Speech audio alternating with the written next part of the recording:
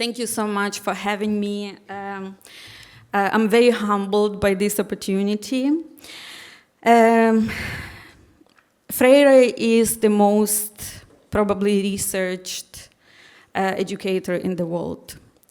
And his philosophy is like a deep well, just that keeps giving and guiding and bringing love to the fore of conversations.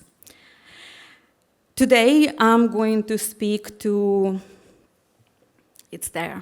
I'm going to speak about Freire from my personal experience and try maybe to speak to the three themes of oppression, education, and hope. There are different takes on Freire, but I suppose I will do it from my personal experience, and I hope that it, in some way, it's going to connect with you as well. So you have pages on the tables, so I'm inviting you to draw a little person. So don't be shy, take your pens. So draw a little person, and you're not going to show it to anyone, so don't worry. It's not an art competition. And just divide that little person in half. You can do it while I speak. So today I'm going to share a little bit about my practice. And so on the right-hand side, you would see I consider myself to be an adult educator, facilitator, an advocate, and you can write down some of your connections with the work that you do in the world. On the left-hand side, I'm a former asylum seeker, and it's my choice to keep that within my heart because it was the most dehumanizing experience in my life, yet the most humanizing one. I'm also a mother and daughter, Ukrainian and Irish, and there are many identities that I can bring in. But I suppose it's important to mention that I never knew Freire in Ukraine, and I feel like my community education, my experience of connecting with Freire in education happened here in Ireland. So, through the next few minutes, if you can just start jotting some of your identities. So I'm going to start with my experience of oppression. So from 2006 to 2012, I lived in direct provision system. Somewhere along the halfway, I started feeling I didn't have the language to explain what it was. My chest started contracting more. I developed OCD. I didn't have any way of being in the world outside of the direct provision system. Every day, 70 people in that specific hostel. Every morning, we would stay in this queue looking for pittance given to us. The eggs were fried twice per week. All other days, we had to eat boiled eggs. There was no choice. The managers were giving 30 apples for 70 people and looking at people fight to get the apple for their child to take to school. Many times I was in bed feeding my babies, breastfeeding my son.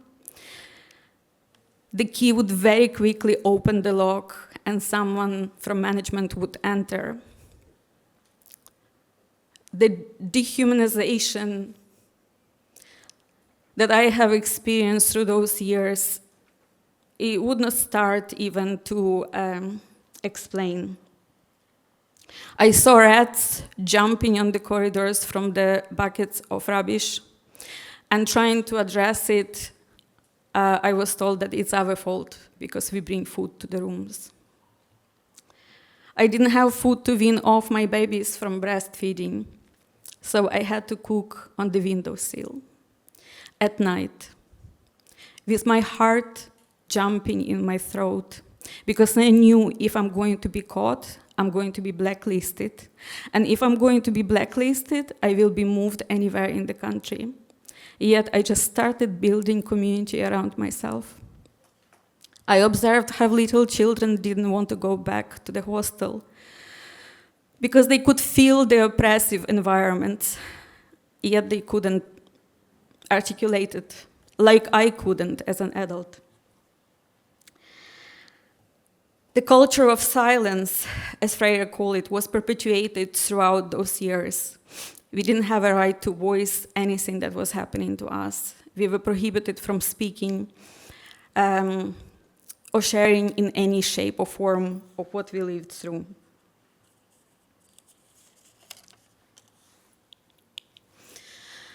And then through a course with Mainus University, I learned the word oppression. I translated it with a dictionary because I have never come across it. I've done a number of English courses, and I was very interested why this word didn't come up.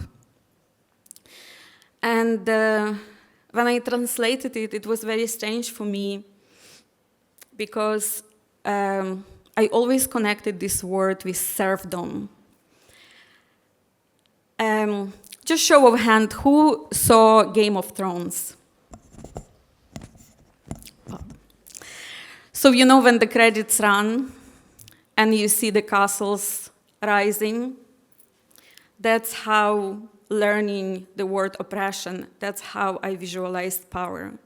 It was a split second of understanding of all of these intertwined, complex, oppressive experiences that were over me. And I was standing there, this very little person, with all of these levels of power over me. Over time, oppression goes very deep into your body. It goes into your bones, into your brain, into your soul. It diminishes you, dehumanizes you until it breaks you.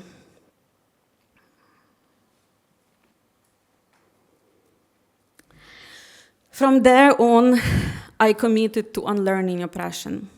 I promised myself that I will do everything to get rid of it from my body.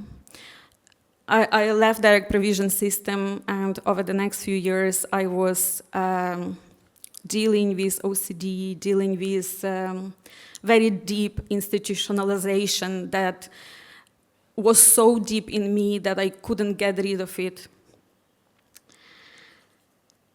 And in my head at the time, I thought, okay, that's done now. You know, I was oppressed. I'm not oppressed anymore. I am on the journey, and I have unlearned it. I wrote a story through my master's degree to tell the story of how I experienced oppression and what it was for me. And when I analyzed it and submitted it, the OCD stopped, fibromyalgia stopped. I did not experience anxiety attacks anymore. And it was very poignant to see that I was moving along. I was recovering, I was healing. And then 4 o'clock in the morning on the 24th of February 2022, I got a call from my mom to tell me that Ukraine was attacked by Russia, that the full-scale invasion started. 1 month before that, I was in Ukraine visiting my mom who was ill, and there was this eerie feeling in the air, like the nature knows what is going to happen, like the energy was there already.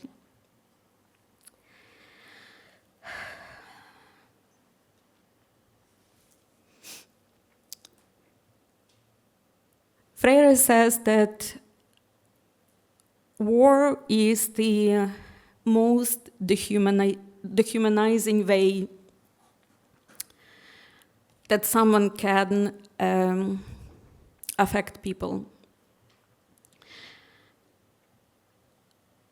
And I was so proud that I sort of like started this journey of unlearning, and I realized that by living in direct provision with so many different nationalities, people from all walks of life, they were the ones who humanized me. They were the ones who shared their stories with me, the jollof rice, the customs.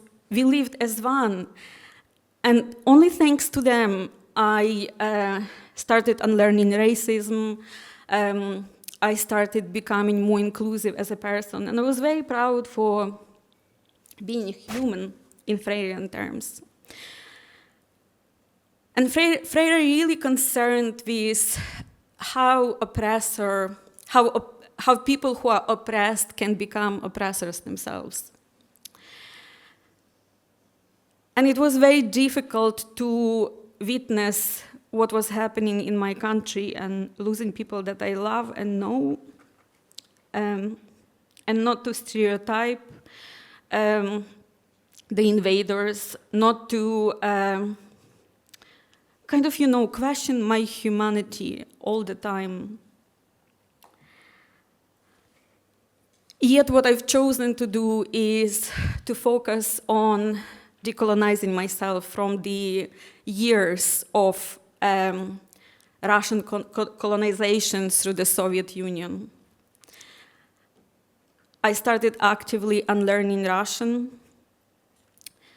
I started bringing memories from my childhood where during the Soviet times we could not sing in Ukrainian language historical songs. And I remember how, I was maybe 6 years old, how at a wedding the musicians played a song that would be considered a rebellious song. And later on someone came and asked the musicians to play again, and they said, no, we can't, because we will be persecuted. This is like these little acts of resistance I started remembering from my childhood.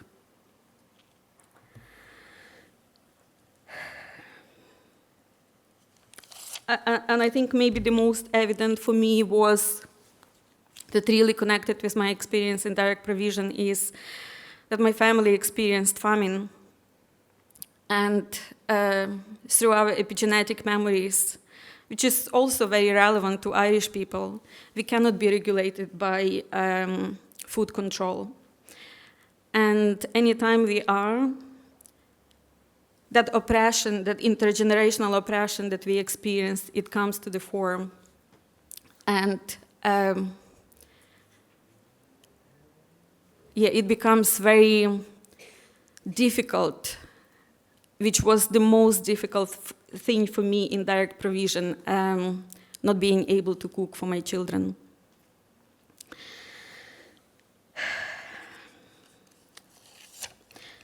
I am thinking a lot about war. I'm thinking, in fact, about many wars that happened before. And to my shame, I want to say that I've learned about war, about colonization of Palestine, probably 2012, 2013.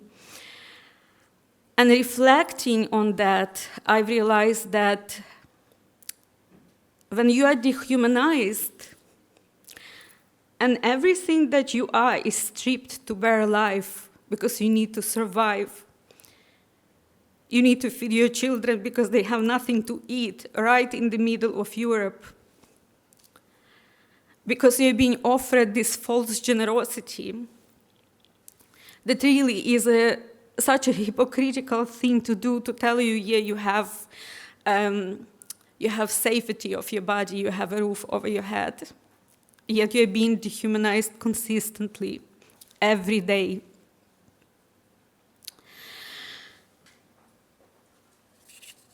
So I was questioning that, thinking that, our communities,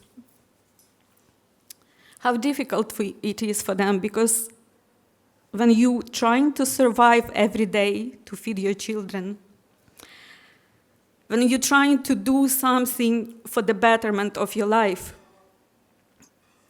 you are not concerned what's happening in the country or in the world at all. You can only be concerned when, when you are able to actually live and be with people and learn from them. And I keep thinking that Ukraine happened because so many wars happened before that. Yet maybe we resisted. But there was this hypocrisy of institutions that didn't let us maybe resist enough. Georgia happened, Chechnya happened, the world just witnessed. Syria happened. I was watching Damascus being annihilated, and I was thinking, oh my God, such a beautiful culture. Why nobody does anything? And we can go back to Yugoslavia, to all other countries up until 1967, when Gaza and Palestine was occupied. What people did then? Why did they let it happen so that everything that happened afterwards, up until today, is still going on?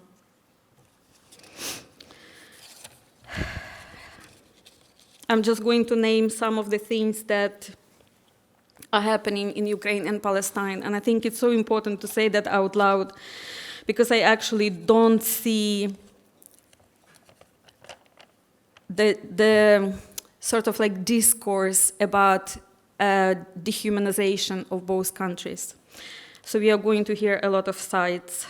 So genocide, linguicide, ecocide, domicide, epistemocide, agricide, culturicide, memoricide, urbicide, scholasticide, educide, terracide, and alimenticide. These are the forms of dehumanization that people experience every moment, every day. And I think no matter what we do, it's never going to be enough. It's never going to be enough to catch up with all of the years of dehumanization that has been happening already, and we have done so little. Maybe a lot, but still so little. And this brings me back to the word oppression. For the past while, I have been working sort of like in the area of epistemic justice. And I find it very interesting when we work with marginalized communities, so we say marginalized. But in actual fact, they are oppressed. But to name people as oppressed, it begs the question, who is the oppressor? And I think this is the political question that we need to ask ourselves. Why do we keep saying marginalized people, marginalized communities? Is that the reason to keep them less human? Is that the idea, the political idea? Naming is always political, Freire says, just exactly like education is never neutral. So I'm well behind now. I'm just going to say a few words about education. My first experience of Freirean education was with Partners Training for Transformation. It was a space where I was invited to participate as an asylum seeker. It was a space where I was able to be myself, where nobody judged me, where my perspective was valuable, where I experienced something I have never experienced before. There were many of us, asylum seekers, refugees, Roma, traveler, ex-prisoners. And we weren't judged, we didn't judge each other. We were sharing our stories, and we held space for each other with love and care. And this is what Freire talks about. He says that dialogue is a space where we can learn to be with each other, even if we are on different spectrum of politics. He never divided people into something that he called sectarianism. He didn't see the spectrum of left and right. He said that we need to meet people as human.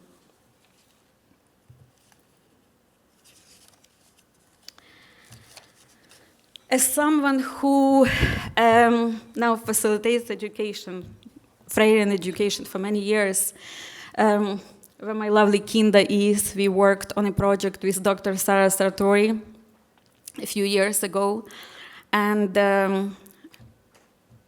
we used photo language to share the stories of displacement and access and barriers to access to higher education in Ireland. And this is one of the codes that we brought to prison. And so I was facilitating this workshop, and one of the men in main jail picked this card. And the way he connected with the card, he said, "This is the road that I need to take. I grew up in the estate where I have no way of going back. I must leave the country because my whole estate is here in the jail with me. So I have no way of being otherwise if I wanted to leave that past behind."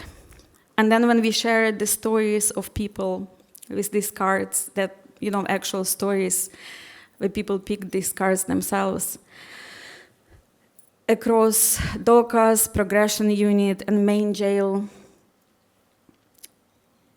what came out of the dialogue that was created was we are in prison because we know we've done something wrong.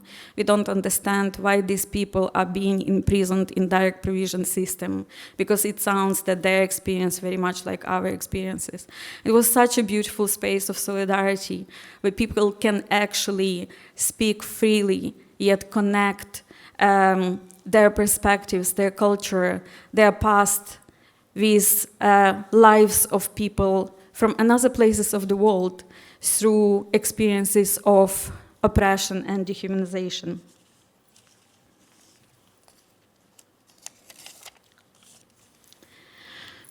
So, the way I see dialogue as someone who facilitated it and engaged in it, it's a space where you become free. And it's not just like, slogan, just like words. When you experience it, it's transformative. When you witness that transformation in others, your heart is being filled with love. And it's a slow work. It's not the work that's being done quickly. And I think we need to remember that when we are bringing dialogical education into our communities, we cannot rush them. That's why we need to meet people where they are at. We also need to remember the contexts. We need to remember that the context of culture, historical perspectives, political and economic, they are present at all times. Education is never neutral because, sorry, too fast. Education is never neutral because we either perpetuate status quo or we help people to find their voice through dialogue. We help them to see potential, and we help them to explore hope. And so just to say, when I was in direct provision, I started this thing without even thinking. I didn't know what I was doing, but I really felt like I need to teach my children to dream. And only recently I discovered that Freire said that dreams are critical to see another potential. If we dream collectively, we are able to envision the world that we didn't know beforehand. We are able to think beyond the structures of oppression and explore what can be life like without oppression. As I witness what is happening in the world, there's so much hope. You know, people marrying at the front lines, children being born among rubble, women coming together and making cocktails of Molotovs to be able to fight.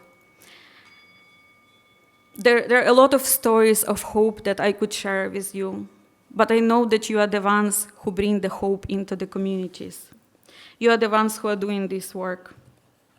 And so, if I can invite you just to go back for a few minutes to your little person, and in pairs, share what stories from your life shape your work to keep critical hope going. Because hope is an action, and you are the one who doing the work. So if I can ask you if you take 10 minutes in pairs, you know, sharing these stories. Is that okay? Okay, off we go.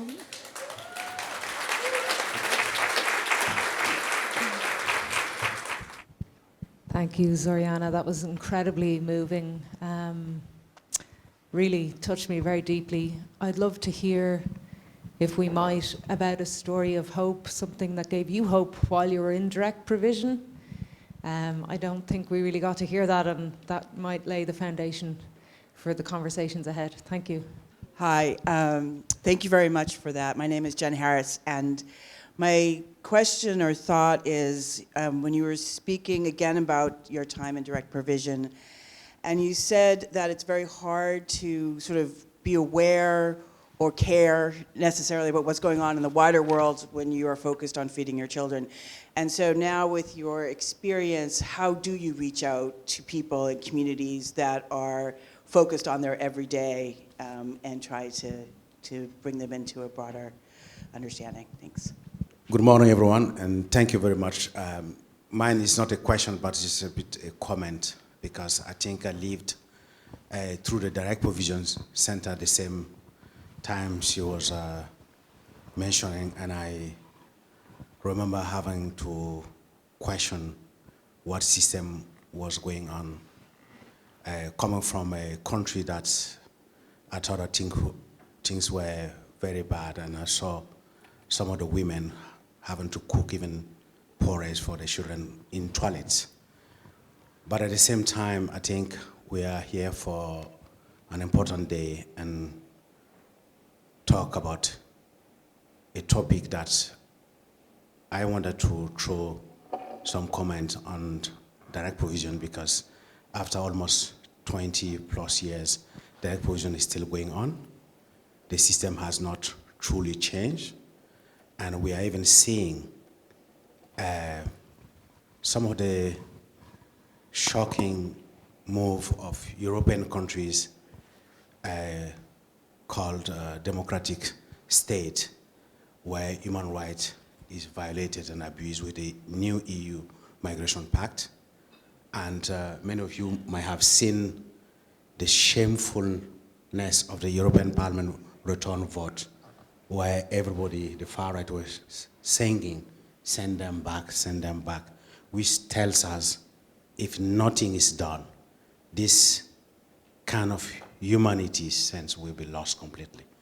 So I really feel your pain, because I've gone through that. I got punished numerous times. In 6 years time in direct provision, I was moved to 9 different centers because I wouldn't allow that to happen. And I remember my first engagement with UNHCR, having to push them to visit some of the centers and witness the shocking life women and children were going through. Thank you so much for the question. Yeah, I'll try to respond.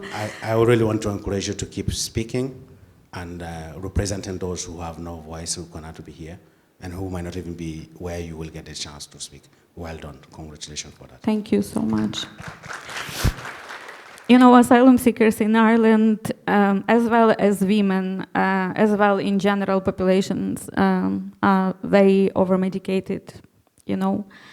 Every time you go to a doctor, you would be given something to support your mental health. And over the years in the system, I was resisting. I didn't want to take any medication because I wanted to be present for my children. And this is not to, you know, like, if it's needed, it's needed. That was my choice.